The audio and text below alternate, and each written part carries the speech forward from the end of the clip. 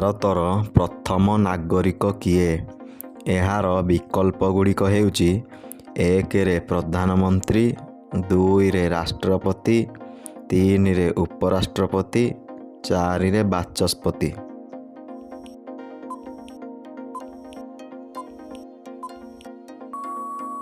ଏହାର ସଠିକ୍ ଉତ୍ତର ହେଉଛି ରାଷ୍ଟ୍ରପତି। ଭାରତର ଦ୍ୱିତୀୟ ନାଗରିକ କିଏ? ଏହାର ବିକଳ୍ପଗୁଡ଼ିକ ହେଉଛି ଏକରେ ପ୍ରଧାନମନ୍ତ୍ରୀ, ଦୁଇରେ ରାଷ୍ଟ୍ରପତି, ତିନିରେ ଉପରାଷ୍ଟ୍ରପତି, ଚାରିରେ ବାଚସ୍ପତି।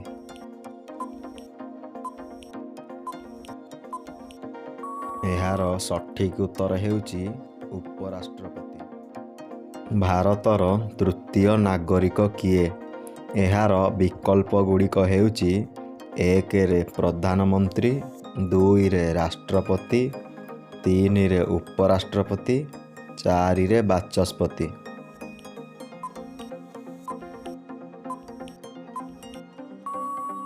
ଏହାର ସଠିକ୍ ଉତ୍ତର ହେଉଛି ପ୍ରଧାନମନ୍ତ୍ରୀ।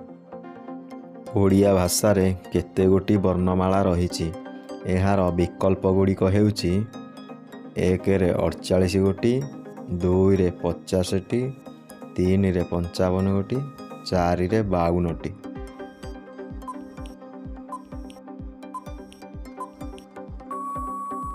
ଏହାର ସଠିକ୍ ଉତ୍ତର ହେଉଛି 52ଟି। ପରବର୍ତ୍ତୀ ପ୍ରଶ୍ନ, ଭାରତୀୟ ଜାତୀୟ ସଙ୍ଗୀତର ରଚୟିତା କିଏ? ଏହାର ବିକଳ୍ପଗୁଡ଼ିକ ହେଉଛି ଏକରେ ଜୀବନାନନ୍ଦ ଦାସ, ଦୁଇରେ ବଙ୍କିମ ଚନ୍ଦ୍ର ଚାଟାର୍ଜୀ, ତିନିରେ ମହାତ୍ମା ଗାନ୍ଧୀ, ଚାରିରେ ବଣିକ ବନ୍ଦୋପାଧ୍ୟାୟ।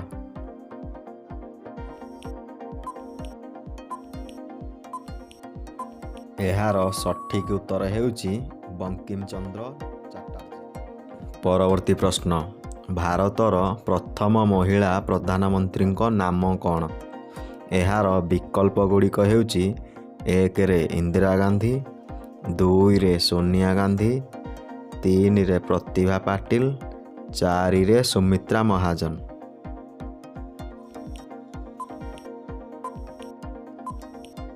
ଏହାର ସଠିକ୍ ଉତ୍ତର ହେଉଛି ଇନ୍ଦିରା ଗାନ୍ଧୀ। ଭାରତର ପ୍ରଥମ ମହିଳା ମୁଖ୍ୟମନ୍ତ୍ରୀଙ୍କ ନାମ କ'ଣ? ଏହାର ବିକଳ୍ପଗୁଡ଼ିକ ହେଉଛି ଏକରେ ମମତା ବାନାର୍ଜୀ, ଦୁଇରେ ନନ୍ଦିନୀ ଶତପଥୀ, ତିନିରେ ଜୟଲଳିତା, ଚାରିରେ ସୁଚେତା କ୍ରିପାଳିନୀ।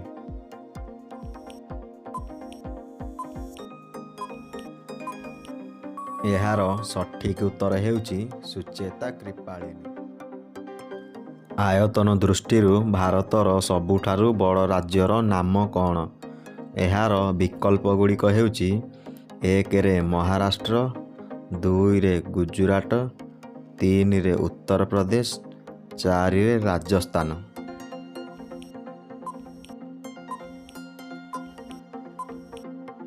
ଏହାର ସଠିକ୍ ଉତ୍ତର ହେଉଛି ରାଜସ୍ଥାନ। ଜନସଂଖ୍ୟା ଦୃଷ୍ଟିରୁ ଭାରତର ସବୁଠାରୁ ବଡ଼ ରାଜ୍ୟର ନାମ କ'ଣ? ଏହାର ବିକଳ୍ପଗୁଡ଼ିକ ହେଉଛି ଏକରେ ମହାରାଷ୍ଟ୍ର, ଦୁଇରେ ଗୁଜୁରାଟ, ତିନିରେ ଉତ୍ତରପ୍ରଦେଶ, ଚାରିରେ ମଧ୍ୟପ୍ରଦେଶ।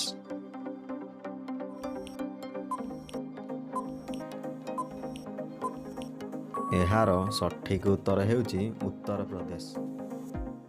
ଆୟତନ ଦୃଷ୍ଟିରୁ ଭାରତର ସବୁଠାରୁ ଛୋଟ ରାଜ୍ୟର ନାମ କ'ଣ? ଏହାର ବିକଳ୍ପଗୁଡ଼ିକ ହେଉଛି ଏକରେ କେରଳ, ଦୁଇରେ ଓଡ଼ିଶା, ତିନିରେ ସିକିମ, ଚାରିରେ ଗୋଆ।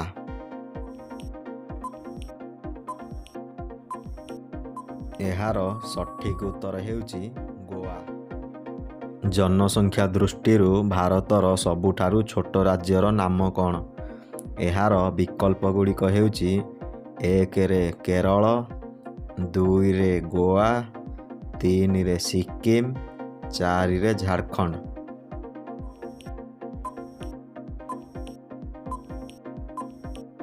ଏହାର ସଠିକ୍ ଉତ୍ତର ହେଉଛି ସିକିମ।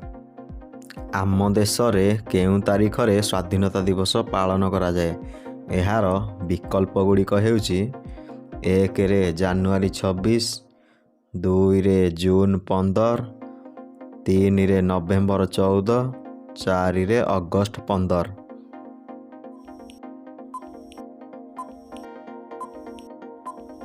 ଏହାର ସଠିକ୍ ଉତ୍ତର ହେଉଛି ଅଗଷ୍ଟ 15 ତାରିଖ।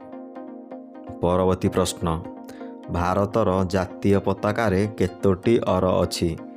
ଏହାର ବିକଳ୍ପ ଗୁଡ଼ିକ ହେଉଛି ଏକରେ 24ଟି, ଦୁଇରେ 26ଟି, ତିନିରେ 28ଟି, ଚାରିରେ 20ଟି।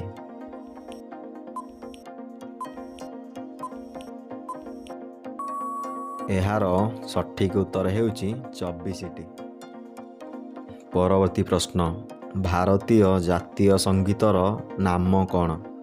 ଏହାର ବିକଳ୍ପ ଗୁଡ଼ିକ ହେଉଛି ଏକରେ ଜନଗଣ ମନ, ଦୁଇରେ ବନ୍ଦେ ମାତରମ୍, ତିନିରେ ସାରେ ଜହାଁ ସେ ଆଚ୍ଛା, ଚାରିରେ ଏଥିମଧ୍ୟରୁ କୌଣସିଟି ନୁହେଁ।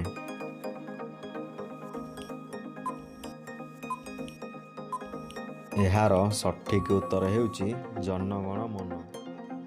ପରବର୍ତ୍ତୀ ପ୍ରଶ୍ନ, ଭାରତର ପ୍ରଥମ ମହିଳା ମୁଖ୍ୟ ବିଚାରପତିଙ୍କ ନାମ କ'ଣ?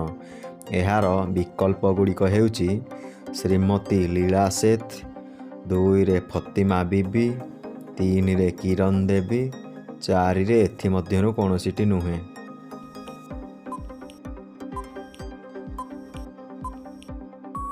ଏହାର ସଠିକ୍ ଉତ୍ତର ହେଉଛି ଫତିମା ବିବି। ପରବର୍ତ୍ତୀ ପ୍ରଶ୍ନ, ପୃଥିବୀର ସବୁଠାରୁ ଦୀର୍ଘତମ ନଦୀର ନାମ କ'ଣ?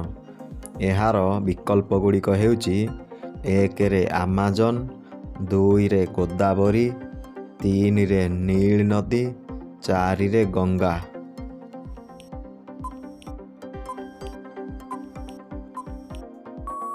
ଏହାର ସଠିକ୍ ଉତ୍ତର ହେଉଛି ଆମାଜନ। ପରବର୍ତ୍ତୀ ପ୍ରଶ୍ନ, ଭାରତର ଉଚ୍ଚତମ ପର୍ବତମାଳାର ନାମ କ'ଣ? ଏହାର ବିକଳ୍ପ ଗୁଡ଼ିକ ହେଉଛି ଏକରେ ମାଉଣ୍ଟ ଏଭରେଷ୍ଟ, ଦୁଇରେ କାଞ୍ଚନଜଙ୍ଗା, ତିନିରେ ନନ୍ଦା ଦେବୀ, ଚାରିରେ ହିମାଳୟ।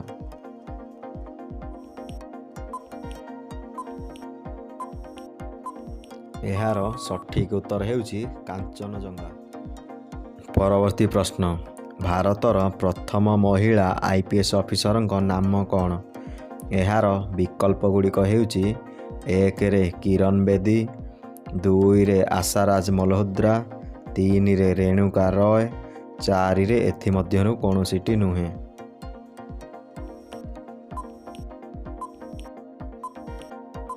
ଏହାର ସଠିକ୍ ଉତ୍ତର ହେଉଛି କିରଣ ବେଦୀ। ପରବର୍ତ୍ତୀ ପ୍ରଶ୍ନ, ଭାରତର ଦୀର୍ଘତମ ନଦୀର ନାମ କ'ଣ? ଏହାର ବିକଳ୍ପ ଗୁଡ଼ିକ ହେଉଛି ଏକରେ ଯମୁନା, ଦୁଇରେ ଗଙ୍ଗା, ତିନିରେ ନର୍ମଦା, ଚାରିରେ ଗୋଦାବରୀ। ଏହାର ସଠିକ୍ ଉତ୍ତର ହେଉଛି ଗଙ୍ଗା ନଦୀ। ପରବର୍ତ୍ତୀ ପ୍ରଶ୍ନ, ଭାରତର ଲୋକସଭାର ପ୍ରଥମ ମହିଳା ବାଚସ୍ପତିଙ୍କ ନାମ କ'ଣ? ଏହାର ବିକଳ୍ପ ଗୁଡ଼ିକ ହେଉଛି ଏକରେ ସୁଷମା ସ୍ୱରାଜ, ଦୁଇରେ ମୀରା କୁମାର, ତିନିରେ ସୁମିତ୍ରା ମହାଜନ, ଚାରିରେ ଏଥିମଧ୍ୟରୁ କୌଣସିଟି ନୁହେଁ।